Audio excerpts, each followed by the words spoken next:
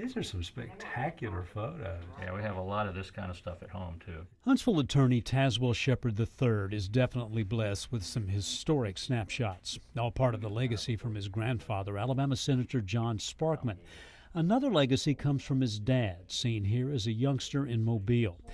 The Japanese attack on Pearl Harbor ended Tazewell Shepard Jr.'s idea of attending the University of Alabama.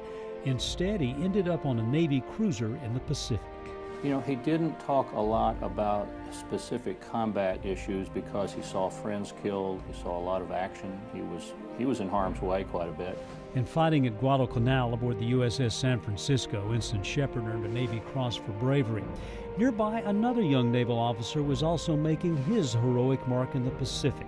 PT Boat Commander John Kennedy, the future 35th President of the United States. Kennedy, when he came in, was probably the first president in a while to have a Navy background. That background helped the president and his naval aide, Captain Taz Shepard Jr., hit it off. I saw them together, and they just really seemed to enjoy each other. This photo with Taz, the president, and the First Lady seems to bear that out. Captain Shepard was also there for one of history's scariest events, 1962's Cuban Missile Crisis. First, to halt this offensive buildup, a strict quarantine on all offensive military equipment under shipment to Cuba is being initiated. In October of '62, the Soviet Union put offensive missiles in Cuba. There was a U.S. Navy blockade, and for 13 days, the U.S. and the Soviets squared off, with war a real possibility. I think everyone was committed to taking a firm stand, but avoiding war if possible, because the idea of war, especially nuclear war, was so horrible. The crisis did end peacefully. Commander Shepard remained the president's aide. He was on duty in Washington in 1963 when his boss was assassinated in Dallas. Mrs. Kennedy flew back with the body. Dad said he was there to greet her and escort her off of the plane. And as he took her hand, he said, she looked at him and said, "Don't be sad, Taz."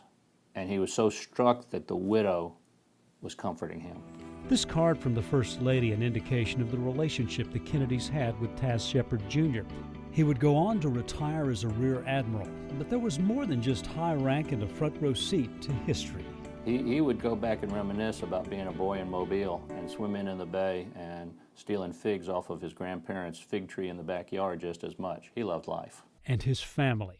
To Taz Shepard III, he was just Dad. I think of my dad as someone who history pushed into certain places that he didn't have a dream to go, but then once he was there, he did his all and made us proud.